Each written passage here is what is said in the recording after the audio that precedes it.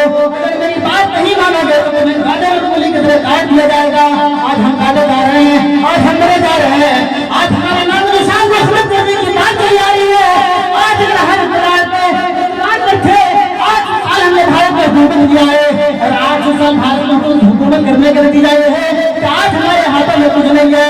ये लाल किले, ये चार मस्जिद, ये कुतुब मीनार किसकी निशानी है? हमारे मुसलमान का निशान है और हम मुसलमानों ने बनाया है, लेकिन आज हमारे पास नाम नहीं है। आज इक़्तिदार है वही है जिनके हाथों में हमने बावजूद सौंप दिया है।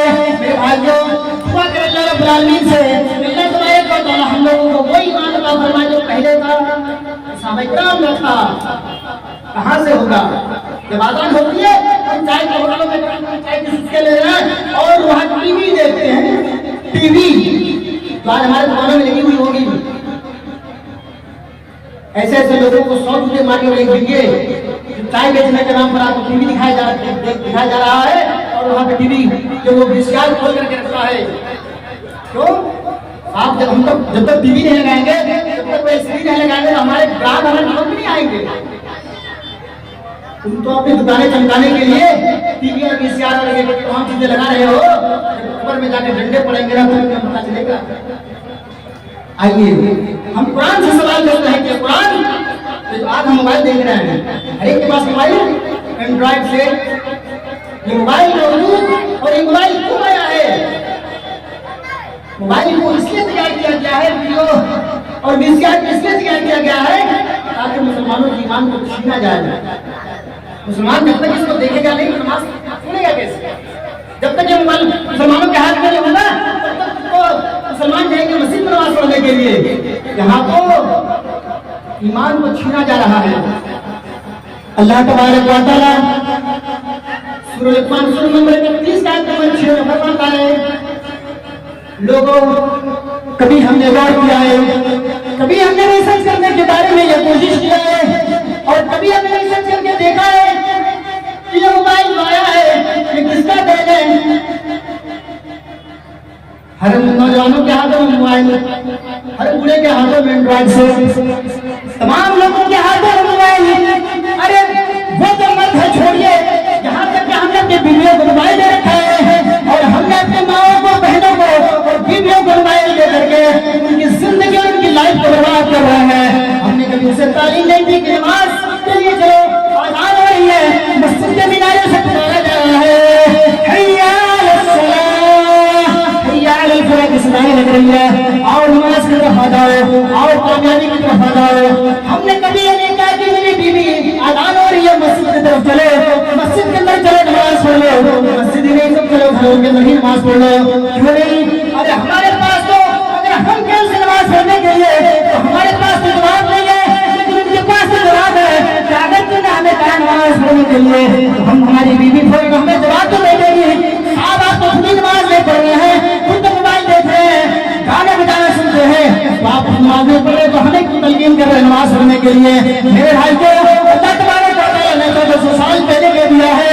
मोबाइल को आज के बाद आई है तो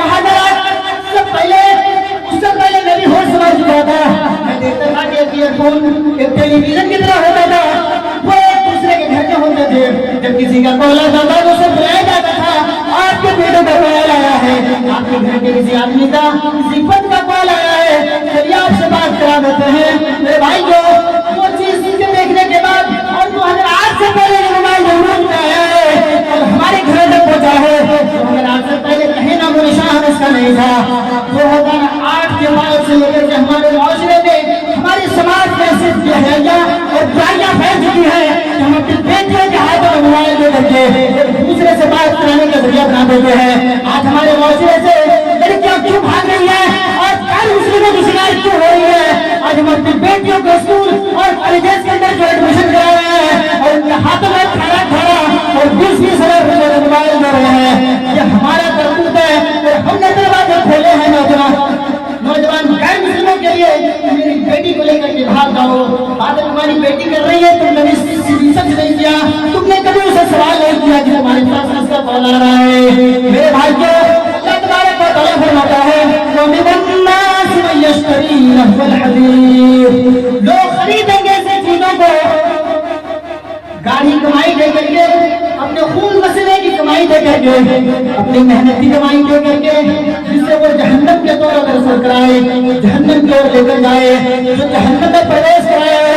अल्लाह के रसूल सल्लल्लाहु अलैहि वसल्लम ने फरमाया, सुनन अबी दाऊद हदीस नंबर 1282 में अल्लाह के रसूल सल्लल्लाहु अलैहि वसल्लम ने फरमाया कि क़यामत से पहले कैसा ज़माना आएगा कि लोग नमाज़ों को छोड़ेंगे, लोग रोज़ों को छोड़ेंगे, लोग इस्लाम को पीठ पीछे छोड़ करके वो गैर चीजों की तरफ माइल होंगे और वो गैर चीजों की तरफ भागेंगे। आज वही चीज हमारे सामने है। मेरे भाई लोग, हमने कभी नहीं कहा अपने बेटों की नमाज के लिए चलिए, हमने कभी नहीं कहा अपनी बेटियों की नमाज पढ़ो, हमने कभी नहीं कहा कि मेरी बीवी चलो नमाज पढ़ने के लिए चलो। जानते हो कल क़यामत का दिन होगा तो हर सब लोगों को उठाया जाएगा और लोग ये सवाल भी करते हैं, अरे मौलवी साहब किसने देखा है कब्र के अंदर हमारा क्या हाल होगा? किसने देखा है हमारे कब्र के अंदर जो है हमारी खुदाई होगी या नहीं होगी? किसने देखा है? किसी ने तो देखा नहीं है। और अल्लाह के रसूल सल्लल्लाहु अलैहि वसल्लम को जब कब्र के अज़ाब सुनाए गए तो मदनी करीम सल्लल्लाहु अलैहि वसल्लम की आंखों में आंसू आ गए, कहने लगे कि अगर मैं लोगों के सामने बोल दूं कब्र के अंदर ये हश्र हो रहे हैं तो लोग अपने मुर्दों को दफन करना छोड़ देंगे, दफनाना छोड़ देंगे। अल्लाह के रसूल सल्लल्लाहु अलैहि वसल्लम ने उसको छिपा लिया और आपने लोगों के सामने जाहिर नहीं किया। उन्हें क़यामत से पहले यानी डे ऑफ जजमेंट फैसले का दिन जब आपको उठाया जाएगा और जब आपसे हिसाब किताब लिया जाएगा, वहां पर पूछा जाएगा आपसे बताओ नमाज पढ़े गए, चाय के होटल में बैठ करके गप्पे मारते थे, दो चिकार के जमाने फौरन कहेंगे अल्लाह हमने तो पूरी जिंदगी तेरी इबादत में गुजार दी है, पूरी जिंदगी पूरी लाइफ अल्लाह आपकी जुबान को सॉल्व कर देगा, बंद कर देगा, ऑफ कर देगा और आपके तमाम बॉडी से हिसाब किताब किया जाएगा। वहां पर सारे अल्लाह कहेंगे नहीं अल्लाह ये आंखें तो आपने बड़ी नियामत दी थी लोगों को, जाकर के होटलों में जाकर रिश्तेदार देखते थे, वीडियोस देखते थे, सुनते थे और बताऊं आपको, अरे दुनिया हमारे लिए हम कुरान हदीस नहीं जानते हैं तो क्या हो गया, लेकिन निशाने इतने ऐसी चीजें आ गई है। आप जो फिंगरप्रिंट लगाते हो, जो फिंगरप्रिंट आप देख रहे हैं मामूली सी चीज है, आप ऐसे रिसर्च करिए देखिए तो ऐसा लगेगा कि सारे लोगों का जो फिंगरप्रिंट एक नहीं है। एक माँ के 10 बच्चे होते हैं, एक ही पेट से पैदा होता है, लेकिन 10 का फेस अलग अलग, 10 का फिंगरप्रिंट अलग अलग। अगर तमामों का फिंगरप्रिंट एक हो जाता तो बड़े बड़े बैंकों को लोग लूटने वाले यही लोग होते हैं, बड़े बड़े बैंकों को लूट लेते और अंगूठा लगाता फिंगरप्रिंट और सारे अकाउंट खाली कर देते। इसीलिए अल्लाह तबारक व तआला ने हमारे ये निशाने इकट्ठ बना दिया है, जिस पैसे और जिस थंब से तुम पैसे निकाल रहे हो और तुम्हारा पैसा कोई भी नहीं निकाल सकता है फिंगरप्रिंट की वजह से। और इसी को हम जो है एक मुद्दा बनाए